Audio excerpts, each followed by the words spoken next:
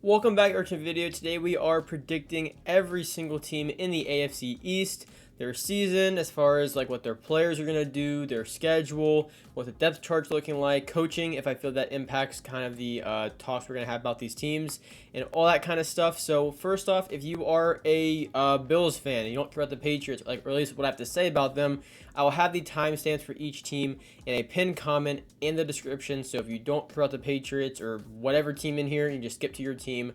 And yeah, so first off, I do want to say that these videos, I believe, will be nearly every other day until the season starts, because I still have the NFC East to do and NFC and AFC West to do. But then after that, I believe we should be done ready for the season as far as all the prediction stuff go. I think I'll do one more video, probably like awards stuff.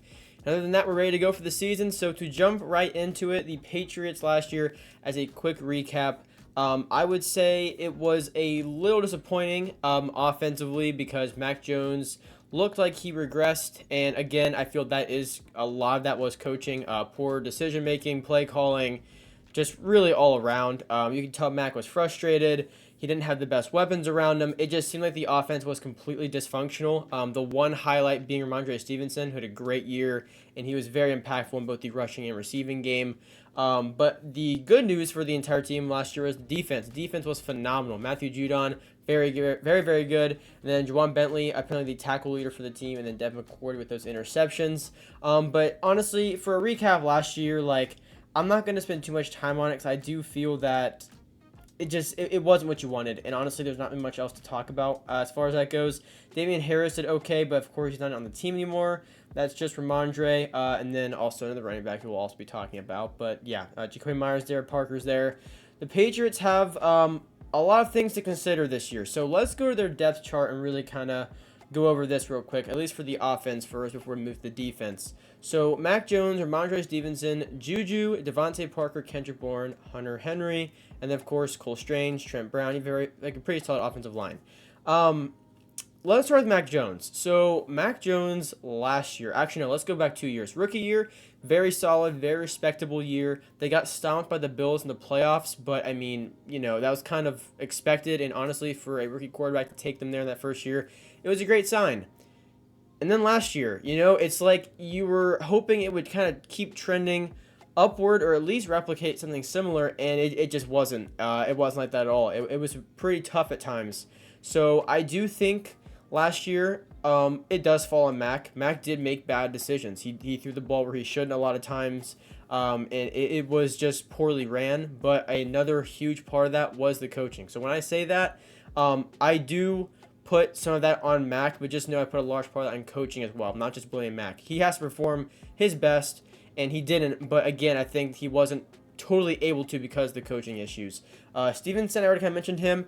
Absolutely phenomenal running back. I'm excited to see what he does this year. And then receivers. So when Juju first got brought in, I didn't love it at all, to be honest. But it has grown on me, and I do think he could actually be a pretty good weapon on this offense. Devontae Parker is kind of like Michael Thomas to me. I'm not going to get excited because he's kind of struggled with injuries sometimes, or he just doesn't make a big impact like he's kind of projected to sometimes. So, not super high on Devontae Parker. Kendrick Bourne is actually a pretty solid receiver, and I think just before the trade deadline or whatever a few days ago, they actually received calls about him. They said no. So, they are going to be using him to at least some extent. Hunter Henry, pretty good tight end. They also landed Mike Gesicki in free agency.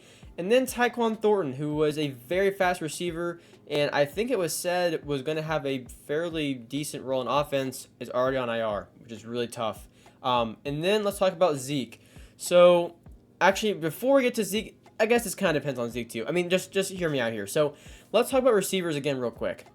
Before DeAndre Hopkins got signed anywhere, obviously a team that was speculated a lot was the Patriots. And I mean, even in my comments on a video probably about a month or so ago, I was talking to a Patriots fan who was saying, like, yeah, the offense was rough last year, but it's looking better this year, and if they land DeAndre Hopkins, they'd be in a great spot. And I completely agree, because if you had Hopkins to this, and you had, like, Hopkins, Juju, and then Devontae Parker / Kendrick Bourne, that's a lot better. But not landing Hopkins is tough. I'm not going to lie, because that would have really, really helped this offense out, especially to have a veteran receiver who can still play at a very high level, because Parker, he is a veteran receiver, but he's not playing at the highest of levels.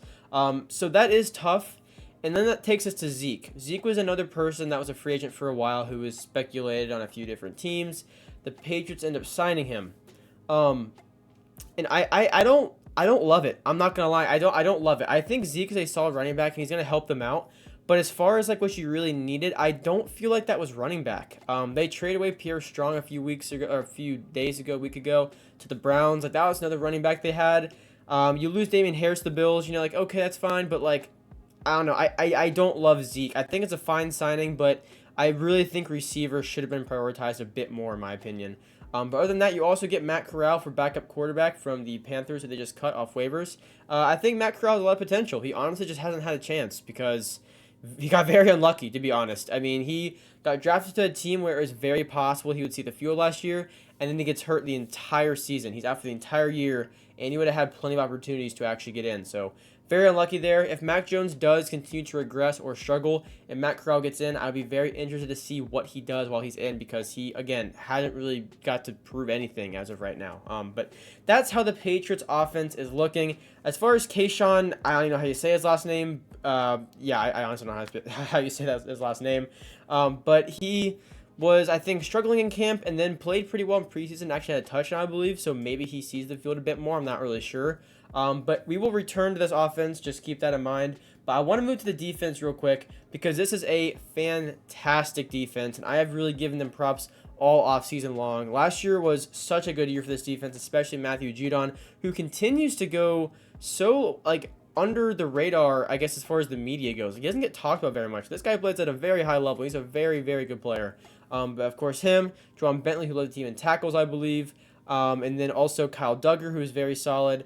And I wanted to highlight, where even is he? Christian Gonzalez, the very bottom. So I've mentioned this probably 10 times across all my videos that I would have an excuse to talk about this. But the Patriots traded back and still landed Christian Gonzalez. That is crazy to me. It really is because this is someone who was talked about for a time to not even make it out of the top 10. And you traded back and got him at 17.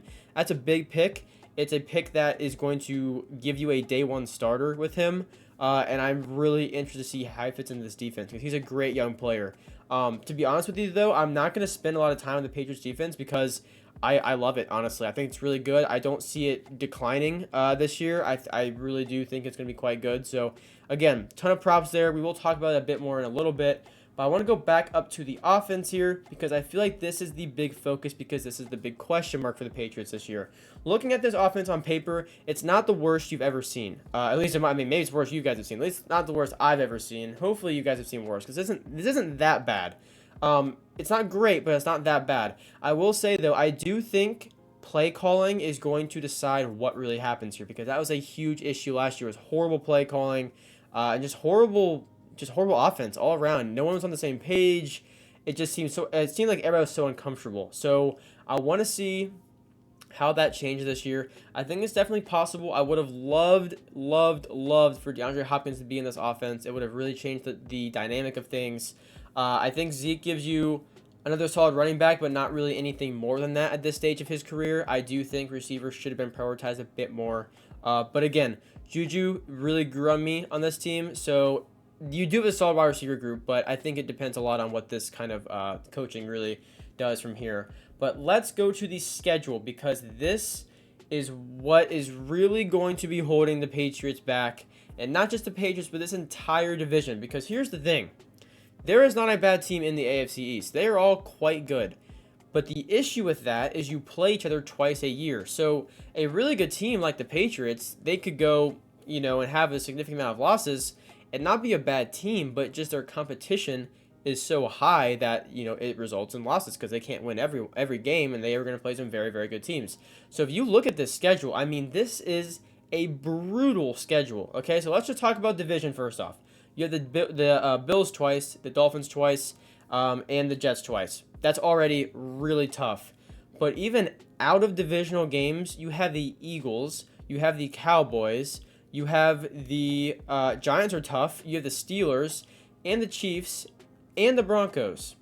that is rough. I mean, that is really rough. I think the easiest games for them are the Colts, Washington, the Raiders, and that's about it. Chargers are tough too. Like, there are no free games on this schedule. I think the only free game you have is the Colts. I think the Patriots are significantly better than the Colts, and that defense will really give rookie Anthony Richardson some problems. But other than that, like, this is going to be very, very hard for the Patriots. And that's why, despite them being a good team, I actually have them going 9-8. And they could honestly do worse than that because of how tough the schedule is. It is one of the hardest in the entire NFL, I believe. I think it's like fourth or fifth. It's very high up there. And again, the same goes for every team in this division as far as like having to play, your divisional opponents, all that stuff, and like they're very good. But the out-of-divisional games for the Patriots are just really, really tough. So this kind of goes back to what we were just talking about as far as the offense goes. Because here's the thing.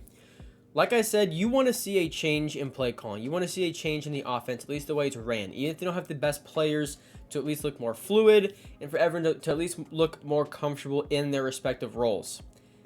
The huge issue with that, though, is that in this year of these players trying to find themselves back in a good spot and being comfortable, and Mac Jones trying to get some of his confidence back and return to kind of how he was playing at that rookie level, where he was honestly quite good. The really, really tough thing about that is this schedule. There is no team where you're going to be able to kind of ease yourself into it. You are week 1 against the Eagles, a team that just went to the Super Bowl a year ago. So there's no time to kind of ease back in and all this kind of stuff. If you don't get it on, it's going to be very, very hard because it doesn't get much easier. They could realistically start 0-4. I could see them losing to the Eagles, Dolphins, Jets, and Cowboys. I really do. The Saints, it's a very winnable game. So is the Raiders for them.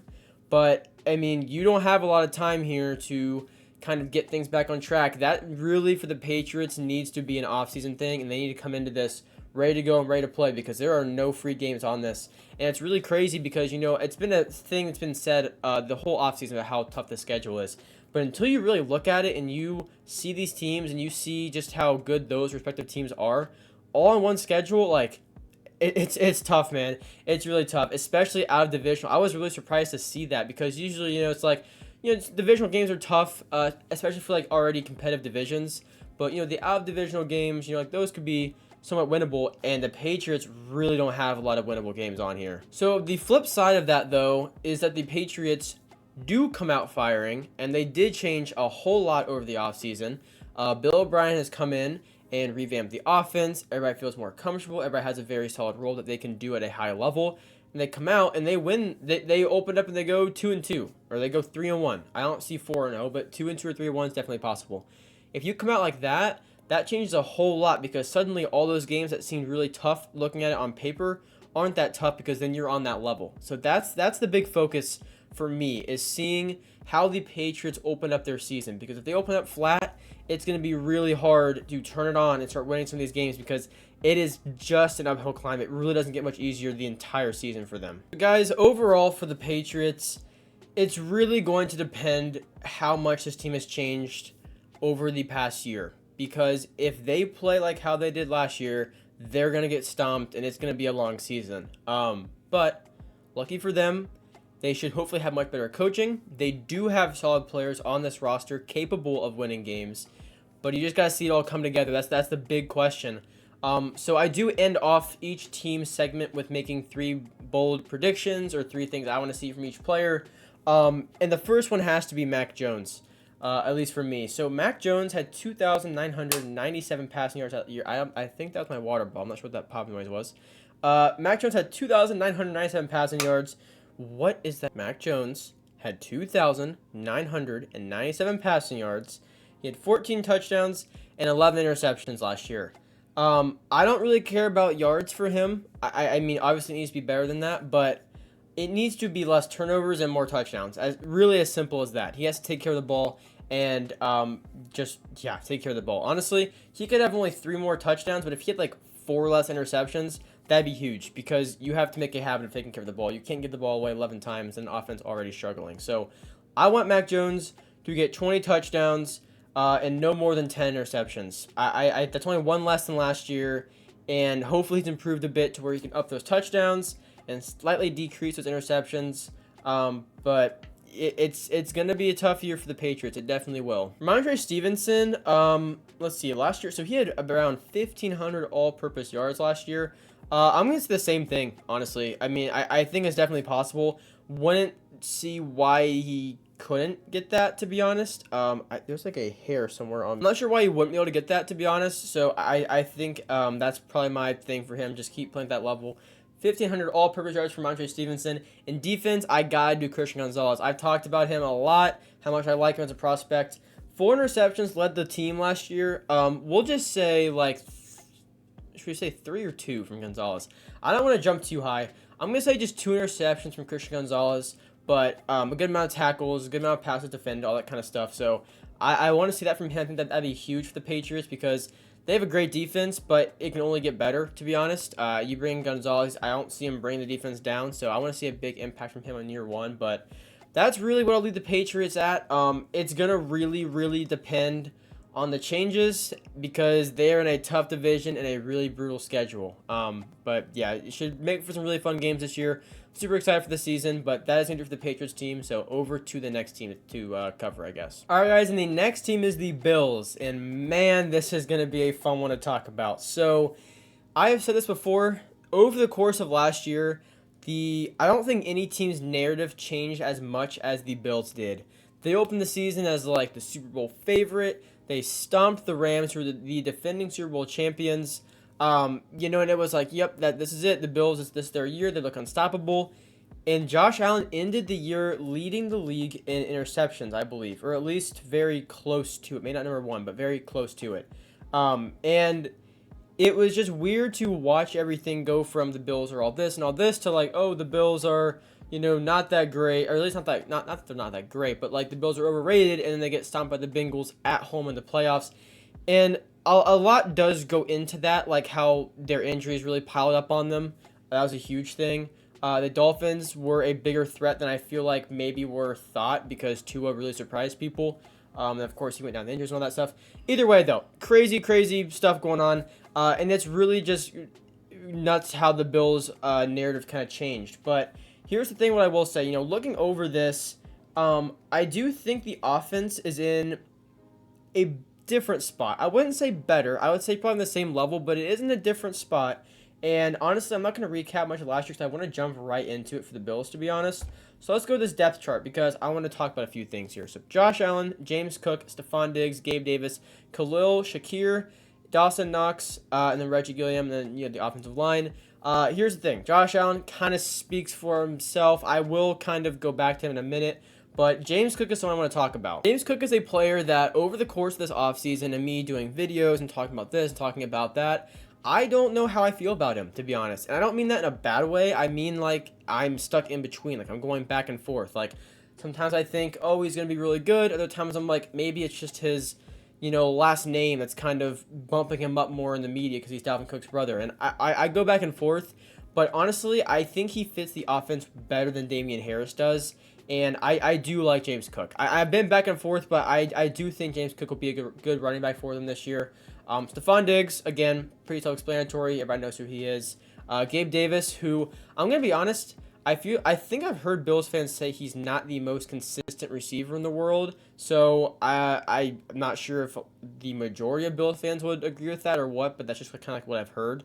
Then Khalil Shakir, and then Dawson Knox. But that's not what I want to talk about. I want to talk about Dalton Kincaid. I think Dalton Kincaid will be a very, very good weapon for Josh Allen. I don't know how it's going to look with Dawson Knox still there and Dalton Kincaid. I don't really know, but I do know that Dalton Kincaid looks like a serious weapon. And in the Bills preseason game, this dude was catching passes across the middle from Josh Allen. He was getting open. He looked like a literal perfect fit for the Bills offense. So that is, in my opinion, one of my favorite picks in the draft was Dalton Kincaid to the Bills. I'm going to be honest, I didn't know a lot about Dalton Kincaid at all. And then the more I looked into it, the more I really thought that he fit their offense really well, and it looks like he does already in preseason. I think it's a great pick. I really do. And the reason I said the Bills' offense is maybe in a different spot is because, they don't have Devin Singletary now, and I think last year struggling toward the end of the year like that showed that they're not invincible. but I feel like it made them better in a way. Because here's the thing, people are always harping on, like, Josh Allen, he gave the ball away too much last year. He can't do that year after year. But, like, Josh Allen isn't dumb. Like, he knows that. He hears that. It's not going to be, I think it's foolish to think that Josh Allen is going to start a downward spiral and suddenly plummet down the list of top quarterbacks in the NFL. I don't think Josh Allen is second best in the NFL. I would have him 3 below Burrow because Josh Allen was a little careless last year with the ball. He really was. Burrow, I'm not sure how many interceptions he ended with, but a lot of his were tipped or picked at the line by like TJ Watt's. I'm not sure if you guys have seen that. Just a little side note here, but the play where like TJ Watt leaped up in the air and picked the ball off like at the line, that is one of the craziest things I've ever seen a like defensive lineman or edge rusher do like ever in the NFL. That was absolutely nuts. But yeah, so I would have Allen in like the 3-2 range, but again, like it's one place. If you guys have him too, it's perfectly valid. He's a great quarterback. But I just want to say that like I think the whole Josh Allen falling off thing is you're jumping a little bit too much. Let's see him this year before we have those type of discussions because he's a great quarterback and he has way too much talent and he's in a great offense to suddenly just not be good in my opinion. But let's move to the defense just briefly here because Von Miller being out is rough. I actually didn't realize he wasn't going to be healthy to start the year. I'm not sure if you guys did. Personally, I didn't. So that definitely hurts a bit. He's out for, I think, at least the first 4 games. But Greg Rousseau, Ed Oliver, I mean, you have good players in this defense. It's as simple as that. Micah Hyde, Jordan Poyer back and healthy. Tre'Davious White, hopefully healthier this year. Matt Milano, like, this is a good defense. This is a really good defense. And I don't want it to be overlooked because last year they struggled. Because a lot of these guys were hurt or banged up. I know it's part of the game, but, like, the Bills were quite depleted at times on defense. They really were. So I do think these guys can stay healthy. They're a phenomenal defense. I believe I had them A tier in my defensive rankings, and I think that's the right spot for them. They're a great defense. I want to obviously see them stay healthier this year because I think everybody does. No one should want people to get hurt, but I do want to, assuming they're healthy, see them kind of show that they're back in a way. You know what I mean? Like not get a bunch of yards or touchdowns, and that they are going to slow teams down because they did struggle with that last year, but again, they had so many injuries at times. It was really tough for them. But again, kind of like I said for the Patriots, this is a very tough division, and I was really excited to talk about the Bills because of their schedule. I think they're in a much different spot than the Patriots are. They are one of the top teams in the AFC, while the Patriots I think are more wild card tier. So the Bills, when you see guys or teams on here like the Jets, the Dolphins, the Broncos, the Bengals, the Chiefs, when you see like some of those really good teams, you gotta remember that the Bills can compete with those teams. The Patriots I feel like are a little outmatched at times. I think their defense matches up well, but not always their offense. The Bills, they match up pretty well, and that is why the Jets and Bills Week 1 game, I have no idea who's going to win that. So let me know down below who is your pick to win that game because I honestly have no idea who's going to win that game. But other than that, looking at the schedule, I honestly don't know if it's supposed to be easier than the Patriots one is. It at least looks a bit better because they have teams like the Jaguars they can beat and the Giants they can beat and the Buccaneers they can beat and Washington and like the Raiders. The Patriots don't have those kind of out of divisional games. They have a brutal schedule, but the Bills do have a much more winnable schedule out of the division, but it's a division that's really going to mess these records up because there's going to be some really good teams in this division. They're not going to have the highest win total because of the super high-level teams they're playing. I think the Bills are one of them, but they're a great team, so I do think they're going to be able to show that in the games where they're playing great teams, but I actually have the Bills going 10-7, and it's not because they're bad. It's just because of the schedule. I think a lot of these games can go either way, especially in the division. So, and then 10-7 is not a bad record. Like you can still win the division with 10-7. It's just like it's tough. It really is tough. It's a tough schedule to look at when you have games like the Chiefs and the Cowboys and the Chargers and the I guess I would say the entire division, but Eagles are on there and the Bengals are on there and.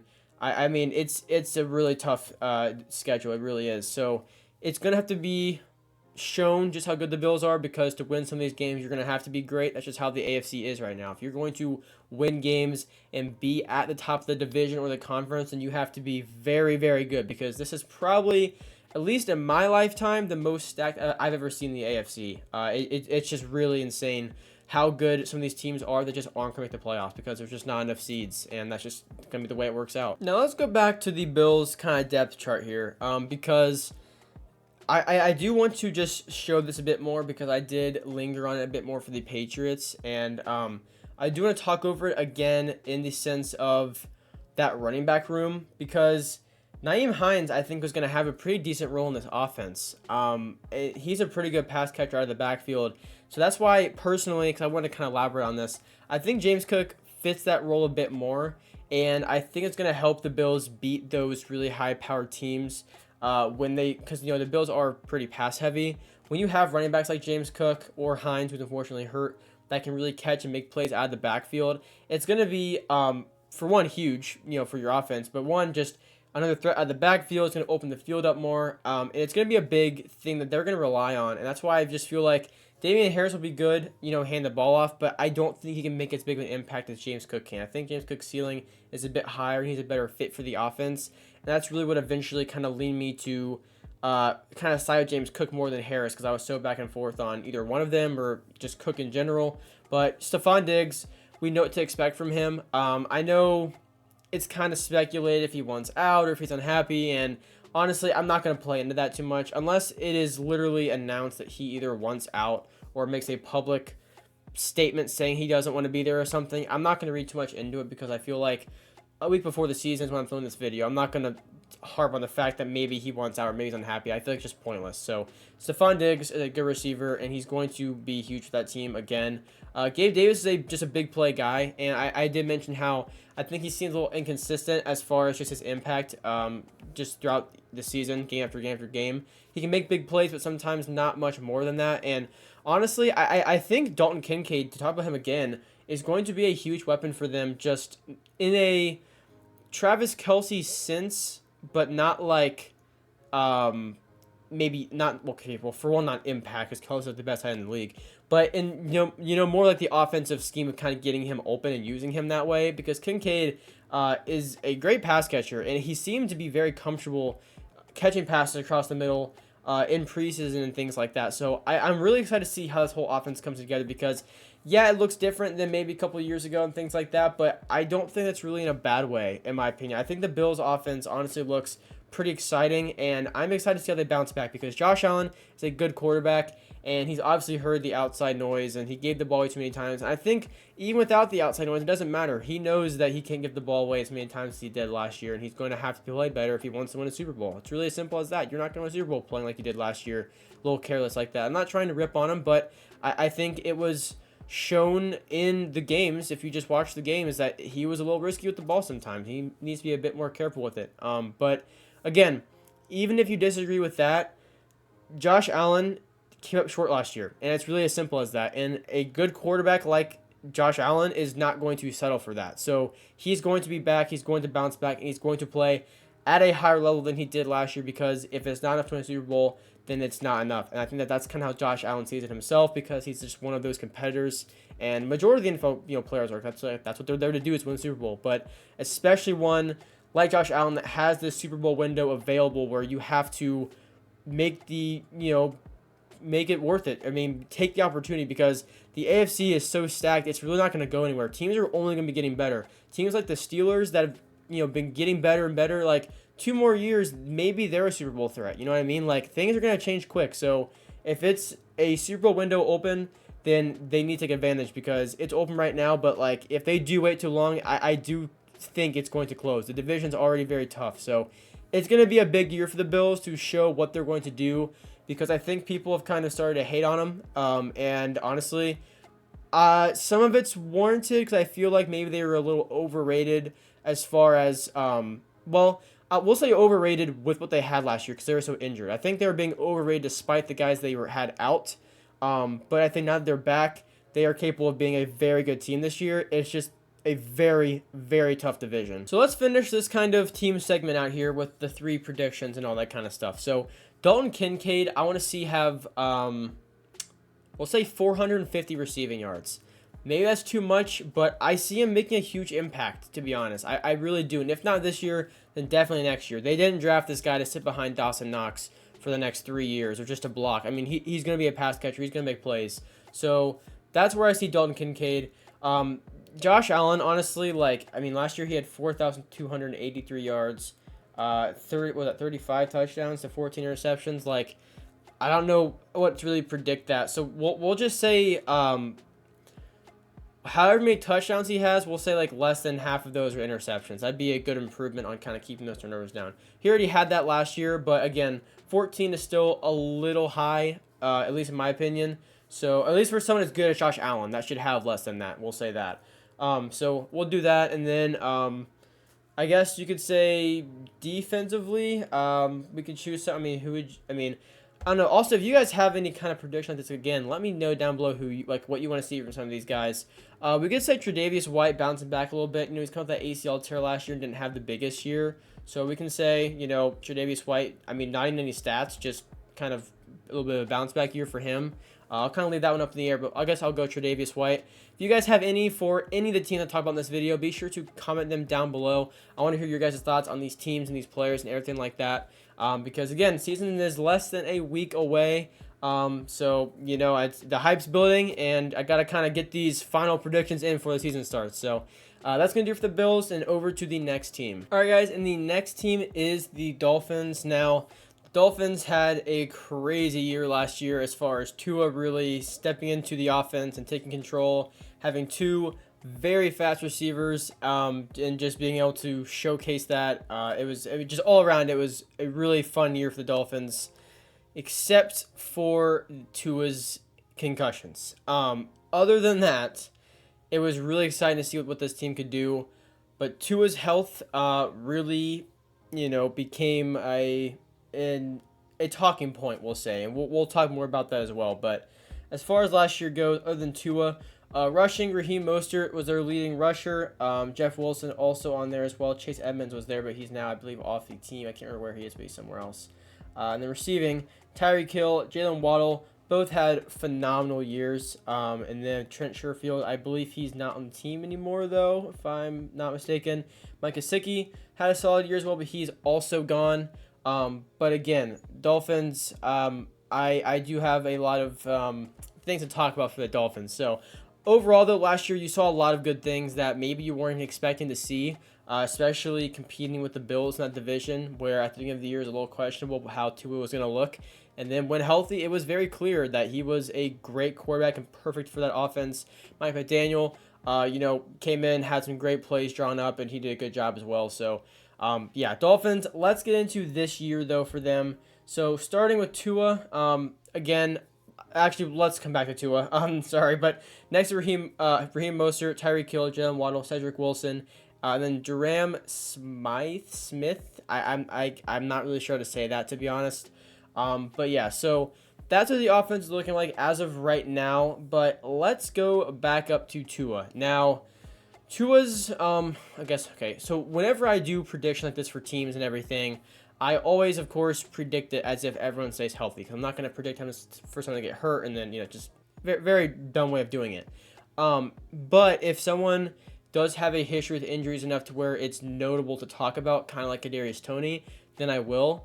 And Tua does fall in that category. So his head injuries last year were obviously very bad, and it even got to the point where he contemplated retirement this past year, which is awful for any player that young to have to think about because of the head injuries they've already suffered, especially for someone like Tua that, like, you know, came out of Alabama, and, you know, Fitzpatrick was there, and it was kind of, is Tua even capable? And then, you know, this year absolutely went off, but just the injuries, man. So it's very tough. Obviously, staying healthy is going to be a huge thing for Tua this year, and he does look like he has, because I believe he got hit in preseason, and it looked like he fell a bit differently, tried to control it more to keep him from, you know, slamming his head back, which is good. But again, you know, it's definitely something to watch as far as his health.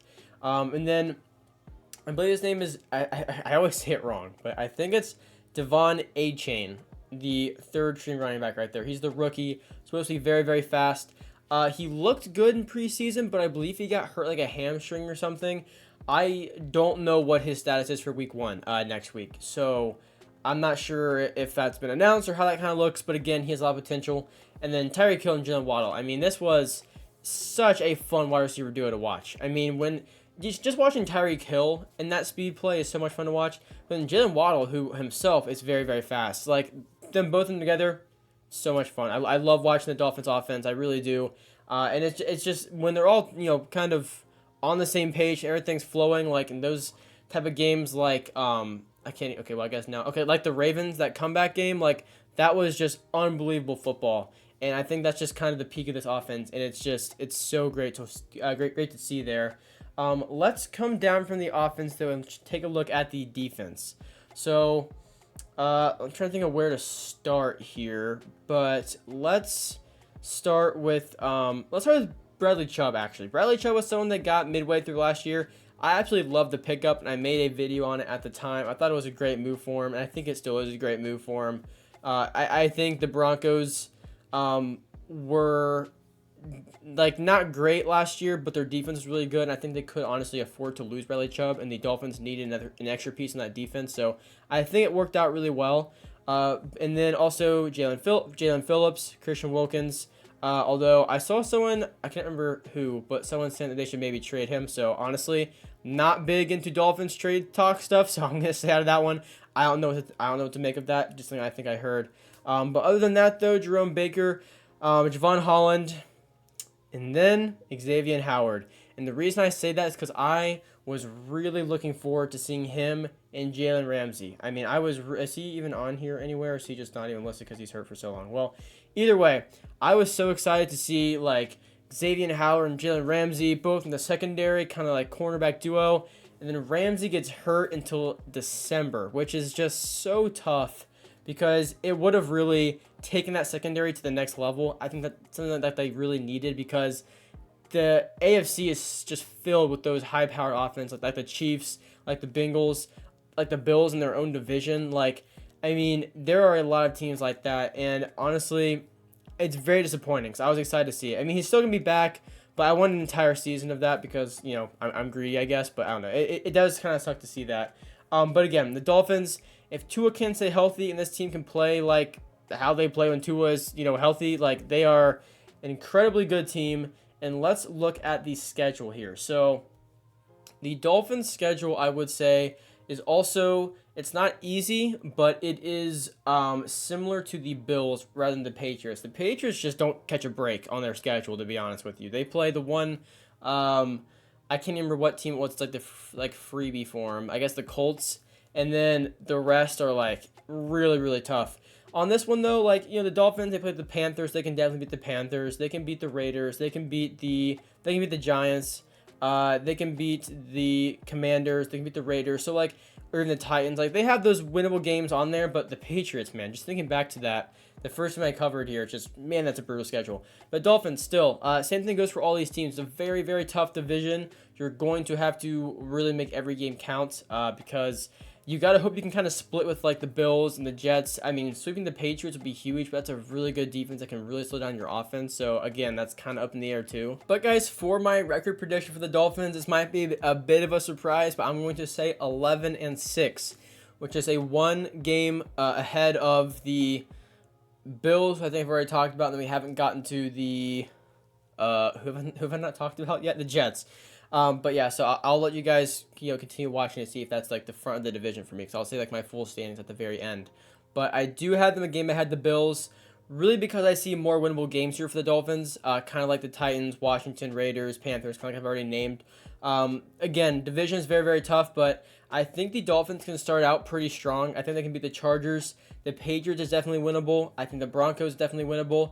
I think the Bills is a tough one, but after that, Giants, Panthers, they can win that. So, I think they have it mixed in pretty much where they can win against a lot of these teams. I think their bye week helps them out as well because there's not really a stretch where it's really tough.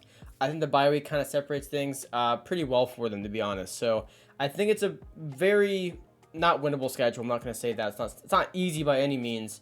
But it definitely is there for them if they want to get those. If they want to, that sounds so stupid. If they want to be really good this year, if they do end up being really good this year, I think it's definitely available for them to be. So that's where I see the Dolphins this year. But again, like I mentioned, a large part of that does fall into his health.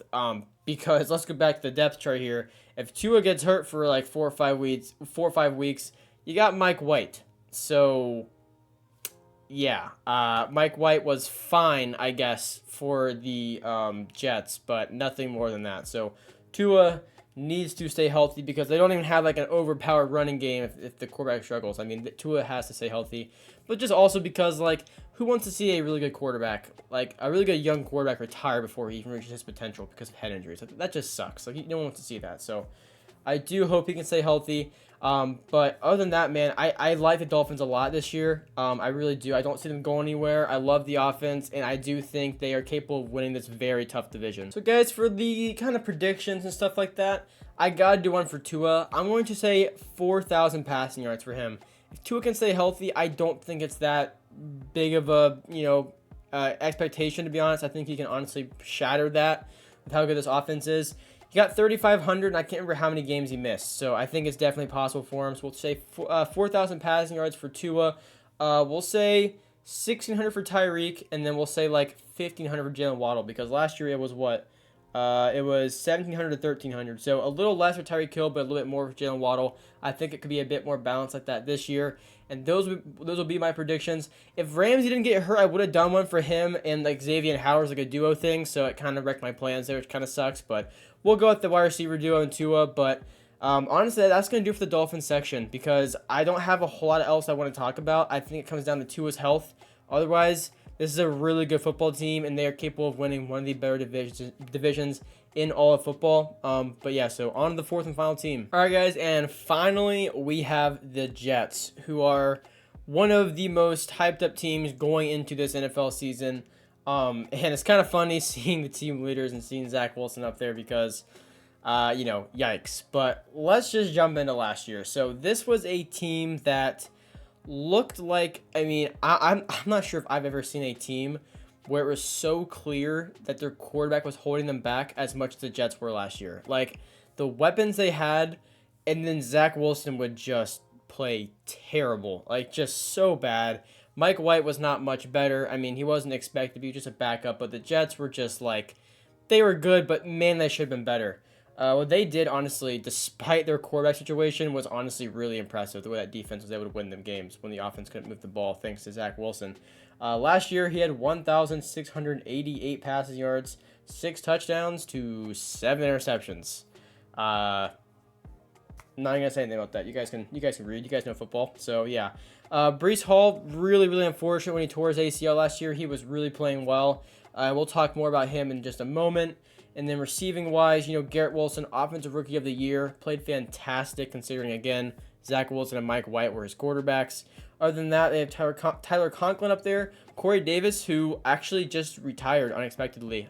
So, hopefully everything's okay with him and his family, but he's on the team as of right now. Then Elijah Moore, they traded away. And other than that, I think you guys know some of the changes. So that's how last year was for New York. Very promising at first. I think they started out with a pretty good record. I know they started with a pretty good record, and then, Zach Wilson stepped in, made sure to take that down as much as he possibly could. But it is a new year for the Jets, and let's go to this new roster. So Aaron Rodgers at quarterback, Breece Hall, Garrett Wilson, Allen Lazard, Randall Cobb, and Tyler Conklin. And then also Dalvin Cook as your other running back, and then McCole Hardman as your other receiver, kind of fourth on the list there. And then the questionable offensive line, which we will talk about. And then actually, I'll wait on defense. So let's talk about Aaron Rodgers. This is someone that, even in my comments, I have got mixed feelings about. Some people aren't totally sold on him going to a new team at this stage in his career, which is valid because it hasn't worked well all the time for players that have done that. Toward the end of their career, where they've gone to a different team, and then it just, it falls short of expectations. People are talking Super Bowl or bust right now for the Jets.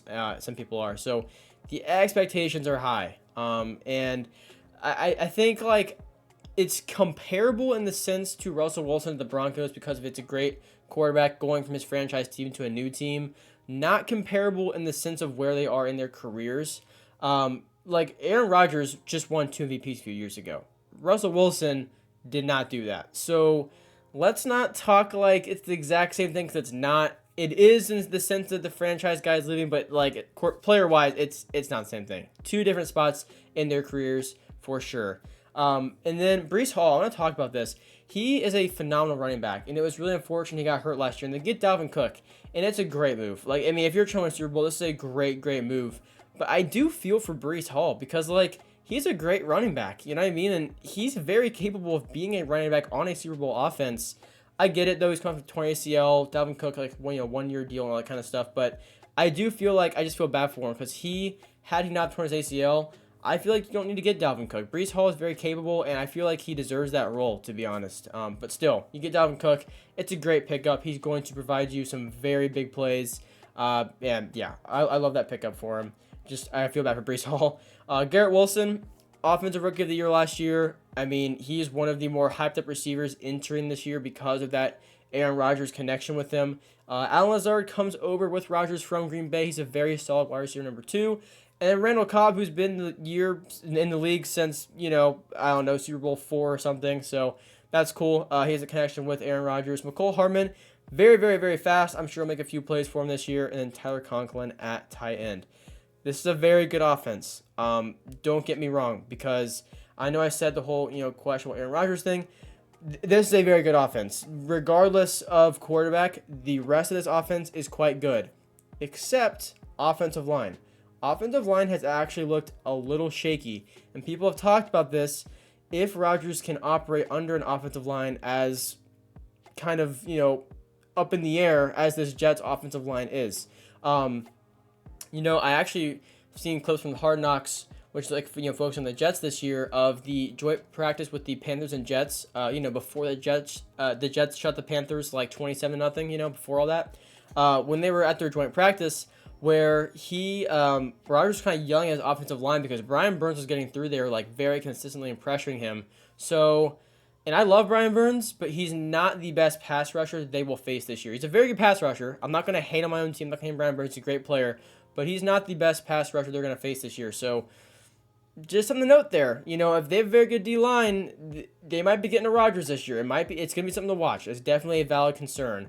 But other than that, it's an amazing offense. Aaron Rodgers looked pretty good in that first, his second drive in preseason, where he led down the field and threw the touchdown pass. A beautiful pass at that to Garrett Wilson for the touchdown. So I'm really excited to see the Jets this year. Let's talk about defense, though, because this is a defense that is crazy with D-line depth. I mean, they are so good there. And I know because I got to watch them destroy the Panthers' offensive line for, like an hour and a half in their preseason game. So DJ Reed, Sauce Gardner, the reigning defensive rookie of the year. Also, I want to say this just real quick because this just bothers me. But the people that are like, oh, he holds too much, he's not that good, he's just, he gets with pass interference and holding. I don't know if people are serious about that, but that's not on him. Of course, all DBs and receivers are gonna be hands and do that kind of stuff. It's on the ref to call that. So I don't get that whole thing because also there are clips of him not doing that and playing phenomenal defense. And even that aside, for his size at corner and his ability to kind of play that position, just the fundamentals of it, of staying low with your shoulders level and all that, and moving at that speed. I mean, it's very impressive what he's able to do and go step for step with some of those guys. So I want to kind of just put that narrative out there. I don't agree with that at all. If you guys do, you can let me know down below. But I just I mean, if he's doing it, then it's gonna catch up to him. I'm not gonna hate on him because he's getting with penalties that should be called. Then they will be called eventually. It's not really against him. You know what I mean? So I don't know. Just saying that. Anyway, back to the D line though. Quentin Williams, Carl Lawson, and then who else? John Franklin Myers, Solomon Thomas, Jermaine Johnson, Will McDonald. This D line is so unbelievably good. It had a ton of depth there. The secondary, not much worse. DJ Reed, Sauce Gardner. You have Adrian Amos. I mean, it's a very good defense. CJ Mosley. I am a big fan of the Jets defense. I'm not sure who wouldn't be after last year. I mean, this defense single-handedly kept them in games that they should not have been in because the offense couldn't move the ball. And they won some of those games because they slowed teams down enough to where they were able to slowly chip away. So yeah, Jets defense is just so good. I'm a big fan of it. And now even proven quarterback there, it looks like it's all coming together for the Jets. But that does not mean they are above this division. It's something I mentioned for this entire video. For each team, they're in a very, very hard division. It's not guaranteed. Nothing's guaranteed. A trip to the Super Bowl is not guaranteed for the Jets. Like, I'm not going to go hop on the bandwagon that they're going to do all that. It's not guaranteed at all. So you got the Bills, Dallas, Patriots, Chiefs, Denver, Eagles. I mean, there are some very tough games in here. But with those tough games also brings, like, the Texans, the Falcons, the Raiders, like teams the Packers can definitely beat. They can beat the Commanders. They can beat Cleveland. So, again, nothing is as brutal as that Patriots schedule. But the first half, I guess not the first half, up until their bye week, the Jets have a very hard schedule. The Bills, the Cowboys, the Patriots, the Chiefs, the Broncos, and the Eagles, all in a row. After that, it does get a little bit easier. You have some games mixed in, like where it'll be much more winnable. But I mean, if the Jets turn out to flop, they could literally start out like 0-6. I mean, I don't think they will start out 0-6, but it's possible. Like there are some very good teams there. So yeah, it's going to be a fight for the Jets, and it's going to be a fight for anyone in this division. I want to be very clear about that. It's the same as the AFC North. Nothing is guaranteed at all for any team in here. And with that said, I actually had the Jets going 10-7, which is tied with the Bills and one game below the Dolphins. Now, let me just kind of say this real quick. Predicting games week by week is much different because you're in the moment, injuries, that kind of stuff.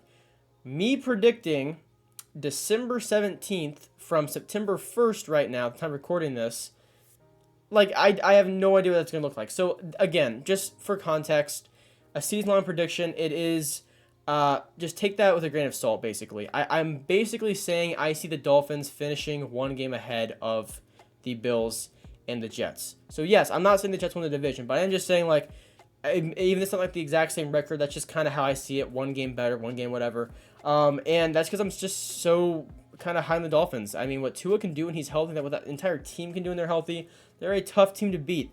And as great as Rodgers is, we haven't seen it in a real game setting yet, and it's really as simple as that. And I do think, like I compared to the Russell Wilson situation earlier, that should show people that no matter how good it looks, it might not come together like it looks like. And the reason I say that is not because of coaching or the weapons, it's because of the offensive line. The offensive line might be more of a liability than we've maybe thought at first going into this year for the Jets.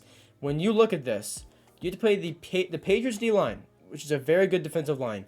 The Dallas D-line, which is a very good D-line. The Broncos, the Eagles, like there are some very good defenses you play in the schedule to where that offensive line is going to get tested. Even if they were a really good offensive line, they're going to get tested. So if they're already kind of shaky, it's going to get to Rodgers. It's 100% going to get to Rodgers. So I'm not saying that to try and bring the Jets down, or if you're a Jets fan watching this and just feeling like I'm absolutely just ripping on your team, that's not what I'm trying to do. But I do want to set the expectations there that nothing is guaranteed. We saw that last year with the Broncos and Russell Wilson and all that kind of stuff. Not the same situation for the Jets this year, but there are things that could potentially hold them back, like their schedule and like the offensive line. That's all I'm saying there. So, again, 10-7, not a bad record. You can make the playoffs 100% with that. You can win your division with that. I'm just not going to be here kind of saying like, oh, the Jets are going 12-5, and like I just don't see it. I don't see it for any team in this division because of how tough their schedules are. So it doesn't mean the Jets are a bad team if they get 10-7. It just means that they play some really tough games. They're not going to win them all. That's really kind of how I see that going. So, again, this is one of the more exciting divisions to watch in all of football this year. There's so many cool storylines in it. And that's how I see it going for, I guess, basically all the teams in here as I wrap up this video. I do want to finish with these, where's my mouse? With these kind of bold predictions. And we're going to say Aaron Rodgers 4,000 passing yards. That's a lot of passing yards, and that is a bold prediction in my opinion, because if this offensive line struggles, it might be hard to get there, but that is my prediction for Rodgers. Touchdowns and everything else, I don't really know. I'm going to say Garrett Wilson, 1,400 yards. If you can get 1,100 with Zach Wilson, I could see 1,400 with Aaron Rodgers, assuming that connection builds, which it looks like it's already pretty darn good. And then we'll say Sauce Gardner. How many interceptions did Sauce have last year? Because he had like, I think 2, right? Where are interceptions? Interceptions. Yeah, Sauce had 2. So we'll say 4 this year. We'll say he doubles that. I think he's a great corner, and I think he could be, one of the better corners in the entire NFL. Obviously, Pat Surtain's up there too, but yeah. So that's how the Jets season going. Let me know down below, guys, for any of these teams I covered, what I got wrong, what I got right, what your guys' thoughts are. That is going to do it for the video. So, again, I hope you guys did enjoy. If you want more NFL content like this, make sure to subscribe to my channel. We're now 13 subscribers away from 500, which is really, really cool. So, thank you guys for all that. I do Madden videos as well, like gameplays, pack openings, all that kind of stuff. They're going to be a little less until I get all these division rankings out. And then once I do get them out, it'll be a bit more even again. But, yeah, again, a lot of stuff to talk about for this season. It's almost here. I know you guys are excited. I know I'm excited. So, thank you guys for watching. Comment down below any thoughts you have on any of these teams, the NFL this year, anything like that. If you did say this long, shout out to you guys then, I guess. But, yeah, that's about it. I can't think of anything else to really make sure I throw in here. So, yeah, thank you guys for watching. I'll see you in the next one. Peace out.